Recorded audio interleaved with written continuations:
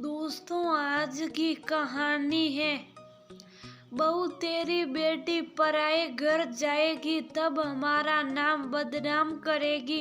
दोस्तों, कहानी शुरू करने से पहले अगर आपने चैनल को सब्सक्राइब नहीं किया हो तो कर लीजिए ताकि आपके पास पहुंच सके हर नया वीडियो। मम्मी अपने साथ होने वाले अत्याचारों के खिलाफ आवाज क्यों नहीं उठाती? 12 वर्षीय नीलम अक्सर अपनी मम्मी कांता से कहती, कांता बेचारी अपनी बेटी की बात सुनकर मन में कास करके रह जाती। अब वह अपनी फूल सी बेटी को क्या समझाए कि सदियों से समाज की यही रीत है। उनकी माँ भी ऐसे ही सास ननद के ताने सहन करती थी। उनकी कभी घर में नहीं चली, सारे दिन घर के काम करती। उसने ही तो बेटी बहू को बिल्कुल भी महत्व नहीं दिया जाता था। अब हमारी पीढ़ी भी कम से कम हमें पढ़ने का मौका तो मिला। हमारे पिता ने हमें पढ़ाया, ग्रेजुएशन कराया, फिर भी बेटा बेटी में फर्क किया जाता था।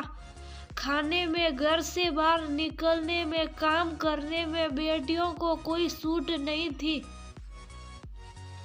लेकिन अपनी जिंदगी से हमने सीखा कि बेटा बेटी में फर्क क्यों। अपनी बेटी को गोद में लेकर मन में यही आया कि इसने बेटी के रूप जन्म लिया तो इसमें इसकी क्या गलती। बेटा और बेटी में हम कभी भेद नहीं करेंगे। सचिन के साथ साथ नीलम को भी पढ़ाई का पूरा मौका दिया। लड़की है कहकर घर के कामों में नहीं लगाया। सासू माँ हर वक्त बड़बड़ाती है कि बेटी को घर के काम काज सिखा, क्या करना है, ज्यादा पढ़ा लिखा कर। अपने लिए कभी सास के सामने बोल नहीं पाई, लेकिन बेटी के लिए तो आवाज उठाई कि उसे आत्मनिर्भर जरूर बनाऊंगी। मम्मी क्या हुआ, क्या सोचने लगी? दादी आपको कितना बुरा भला कहती है तो क्यों सुनती हो? आप क्यों नहीं बोलती? मुझे भी दादी बिल्कुल प्यार नहीं करती और भैया को ही खाने की सारी चीजें देती है। मेरा भी मन करता है ड्राई फ्रूट्स खाने का। पापा भी वैसे तो मुझे बहुत प्यार करते हैं, लेकिन दादी के कहने पर एकदम उन्हें ना जाने क्या हो जाता है, मुझे मार भी देते हैं। बड़ी होकर मैं आपको इस माहौल में बिल्कुल रहने नहीं दूंगी।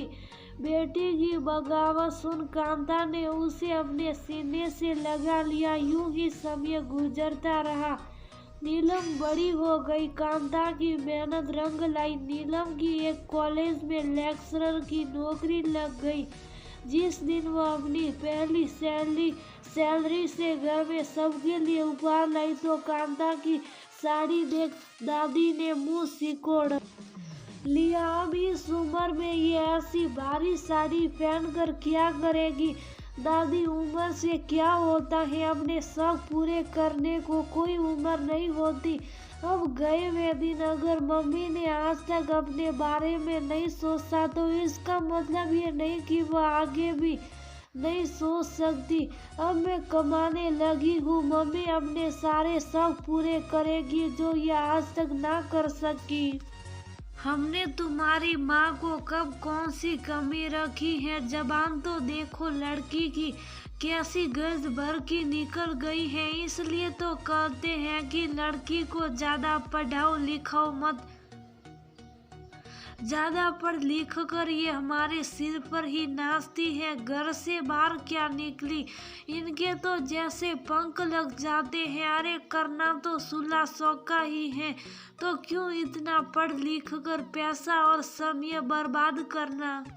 दादी, वह आपकी पीढ़ी की सोच से मम्मी की पीढ़ी में इतना फर्क आया कि लड़कियों को पढ़ाना लिखाना सही है, लेकिन उन्हें घर से बाहर निकलने की और घर में आवाज उठाने का हक नहीं दिया गया। एक एक पैसा खर्च करने के लिए उन्हें आपके और पापा के आगे हाथ फैलाना पड़ता था।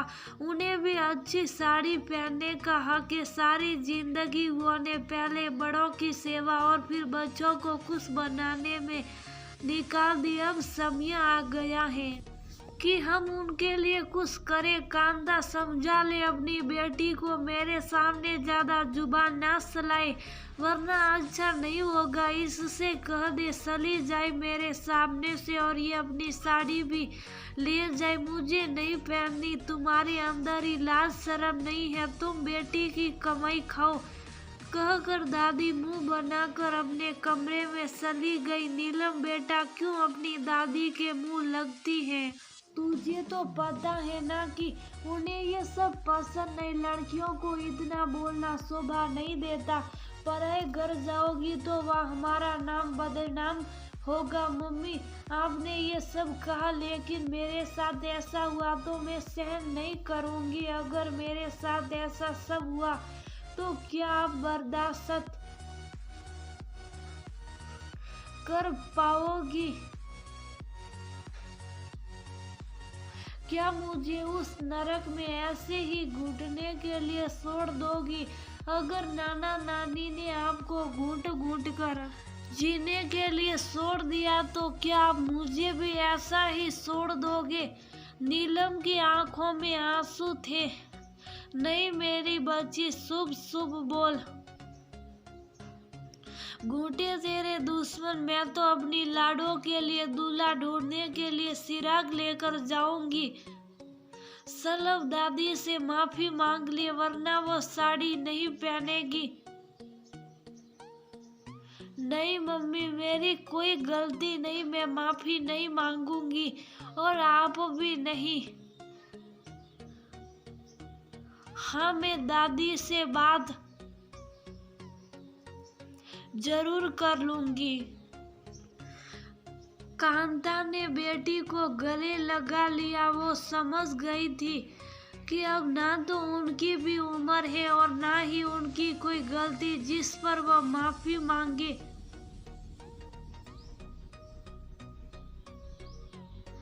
अब इतना तो उन्हें अपने लिए बोलना ही पड़ेगा। जवानी तो बीत ही गई, बुढ़ापा भी ऐसे ही बीत जाएगा। अब जिम्मेदारियां कुछ कम हुई हैं तो अपने लिए मैं भी सोच सकती हूँ।